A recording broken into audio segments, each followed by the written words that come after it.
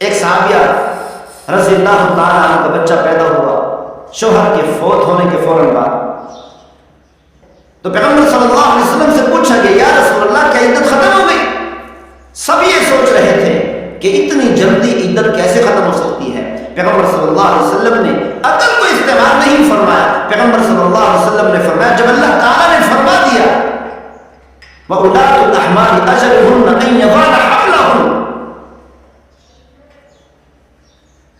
کہ حمل والی عورتوں کی عدت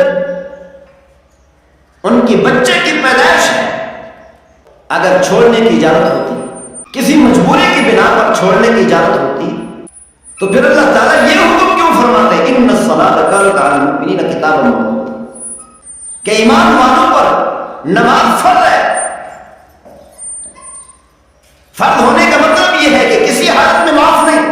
اگر پیغمبر صلی اللہ علیہ وسلم ظہر اور عصر کو اس طرح اکٹھا فرماتے کہ ظہر کو قضا کر کے عصر کے وقت میں پڑھتے، یا عصر کو عصر کے وقت سے پہلے پڑھتے، تو پیغمبر صلی اللہ علیہ وسلم کا یہ عمل اس آیت مبارکہ کے مخالف ہوگا، حافظوا علی الصلوات والصلاۃ الوسطی، کہ اللہ تعالیٰ نے فرمایا تمام نمازوں کی حفاظت کرو، تمام نمازیں پابندی سے ادا کرو، خاص طور پر عصر کی نماز کی حفاظت کرو۔ اگر ایک نماز کو دوسرے وقت میں پڑھا تو حفاظت تو نہ ہوئی، ہر نماز کی پابندی تو نہ ہوئی، نماز کو قضا کر دینا اس کو پابندی تو نہیں کہتے، اس کو حفاظت تو نہیں کہتے۔ تو اسی لیے جن احادیث مبارکہ میں ثابت ہے کہ پیغمبر صلی اللہ علیہ وسلم نے ظہر و عصر کو جمع فرمایا، اس کا مطلب جمع صوری ہے، جمع حقیقی نہیں۔ ہر نماز کو اس کے وقت میں پڑھو۔ روزہ فرض ہے، روزے کی معافی نہیں۔ جب اللہ تعالیٰ نے ایک قانون بنا دیا تو اس قانون پر عمل کرنا ہے۔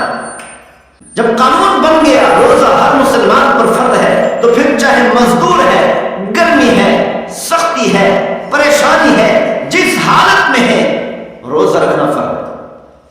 ہاں چند حالتوں میں اجازت دے دی کہ بعد میں قضا کر لینا یا فدیہ ادا کر دینا، اگر بوڑھا ہے، سفر کی حالت میں روزہ چھوڑ سکتے ہیں، لیکن اس وجہ سے روزہ نہیں چھوڑ سکتے کہ یہ مزدور ہے، مزدوری کرتا ہے، گرمی میں کھڑے ہو کر مزدوری کرتا ہے، پریشانی ہوتی ہے، گرمیوں کا روزہ ہے، روزہ رکھنا بہت مشکل ہو جائے گا مزدور کے لیے۔ چاہے مزدور ہے، کوئی بھی ہے، روزہ رکھنا فرض ہے۔ جو اللہ نے قانون بنا دیا اس میں کوئی لچک نہیں۔ اسی طرح زمانہ جاہلیت میں یہ دستور تھا کہ جب کسی عورت کا شوہر فوت ہو جاتا تو 2 سال تک میلی کچیلی رہتی، 2 سال تک گندی جگہ پر رہتی، حتیٰ کہ جس جگہ پر اس کی رہائش ہوتی اس جگہ پر جا کر گندگی اور میگنیاں ڈال دیتے تھے کہ یہ گندگی میں رہے 2 سال۔ یہ اس بات کی علامت ہوتی تھی کہ اس کا شوہر فوت ہو گیا۔ اس طرح 2 سال عدت گزارتی تھی، لیکن جب اسلام آیا، اسلام نے اس قانون کو، اس حکم کو ختم کر دیا کہ یہ عورت پر ظلم ہے، اس طرح ظلم جائز نہیں۔ ایک اور حکم، ایک اور قانون جاری کر دیا کہ جب کسی عورت کا شوہر فوت ہو جائے تو اب یہ گھر سے نہیں نکل سکتی، 4 ماہ 10 دن عدت گزارنا ضروری ہے۔ گھر سے نکلنا جائز نہیں۔ کوئی رشتہ دار بیمار ہے، بھائی بیمار ہے، والد بیمار ہے، کوئی بیمار ہے، عیادت کے لیے جانا جائز نہیں۔ کسی کی وفات ہو گئی، تعزیت کے لیے جانا جائز نہیں، گھر سے نکلنا جائز نہیں۔ اللہ نے قانون بنا دیا۔ پھر یہ کہنا جو مادر عورتیں ہیں وہ تو عدت سمجھتی نہیں۔ مادر عورتیں آج کل کہتی ہیں یہ دقیانوسی ہے، کوئی عدت نہیں ہے عورت۔ لیکن جو عورتیں دیندار ہیں وہ بھی بہانے بناتی ہیں، بہانے بنا کر گھر سے نکلنے کی کوشش کرتی ہیں۔ فلاں ہمارا قریبی رشتہ دار بیمار ہو گیا، عیادت کے لیے جا رہی ہے، فلاں فوت ہو گیا، تعزیت کے لیے نکل رہی ہے، شاپنگ کرنے کے لیے جا رہی ہے، اس کے لیے قطعا نہیں نکل سکتی۔ حج ادا کرنے کے لیے جا رہی ہے، حتیٰ کہ حج کرنے کے لیے بھی جب تک عدت ہے 4 ماہ 10 دن نہیں گزرتے اس وقت تک حج کرنے کے لیے بھی نہیں نکل سکتی، عمرہ ادا کرنے کے لیے بھی نہیں نکل سکتی۔ جب اللہ نے قانون بنا دیا تو کسی حالت میں لچک نہیں ہے. قانون پر عمل کرنا ضروری ہے، ہر ایک پر لازم ہے، ہر حالت میں لازم ہے.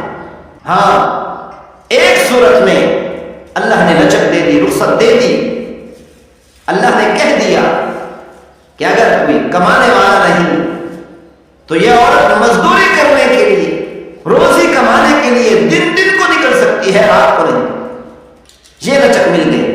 لیکن صرف روزی کمانے کے لیے نکل سکتی ہے، روزی کمانے کے بہانے سے کسی اور جگہ پر نہیں جا سکتی. جیسے ہی وہاں سے فارغ ہو فوراً گھر میں واپس آ. یہ ایک قانون بن گیا، ایک لا بن گیا، تو ہر ایک پر لازم ہے، اس میں کوئی لچک نہیں. اسی طرح فرمایا شوہر فوت ہوا، عورت پریگننٹ ہے، عورت کو حمل ہے. شوہر کے فوت ہونے کے بعد اس کی عدت بچے کی پیدائش تک. اگر ادھر شوہر فوت ہوا، شوہر کے فوت ہونے کے فوراً بعد بچہ پیدا ہو گیا تو پیغمبر صلی اللہ علیہ وسلم نے فرمایا عدت ختم ہو. ایک صحابیہ رضی اللہ تعالیٰ عنہ کا بچہ پیدا ہوا شوہر کے فوت ہونے کے فوراً بعد. تو پیغمبر صلی اللہ علیہ وسلم سے پوچھا کہ یا رسول اللہ کیا عدت ختم ہو گئی؟ سب یہ سوچ رہے تھے کہ اتنی جلدی عدت کیسے ختم ہو سکتی ہے. پیغمبر صلی اللہ علیہ وسلم نے عقل کو استعمال نہیں فرمایا. پیغمبر صلی اللہ علیہ وسلم نے فرمایا جب اللہ تعالیٰ نے فرما دیا وَأُولَاتُ الْأَحْمَالِ أَجَلُهُنَّ أَن يَضَعْنَ حَمْلَهُنَّ کہ حمل والی عورتوں کی عدت ان کی بچے کی پیدائش ہے. حمل والی عورتوں کی عدت بچے کی پیدائش تک ہوگی.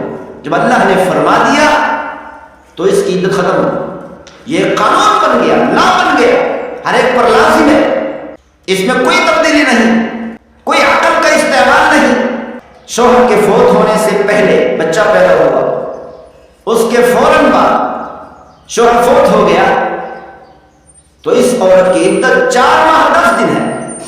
کیونکہ اللہ تعالیٰ نے بتا دیا، لا بنا دیا کہ 4 ماہ 10 دن عدت ہوگی تو ہر عورت کی عدت یہی ہو.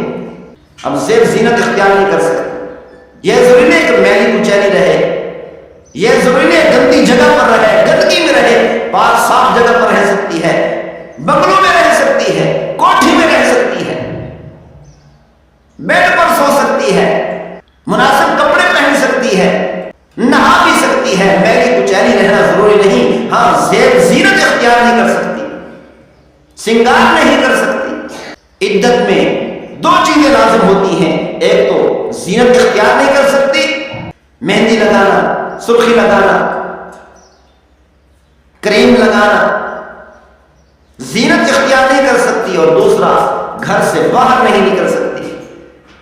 4 ماہ 10 دن سے 1 گھنٹہ بھی باقی ہے تب بھی گھر سے نہیں نکل سکتی، زیب زینت اختیار نہیں کر سکتی.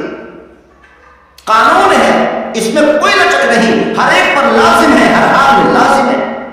اللہ تعالیٰ ہم سب کو عمل کرنے کی توفیق نصیب فرمائے. وما توفیقی الا باللہ.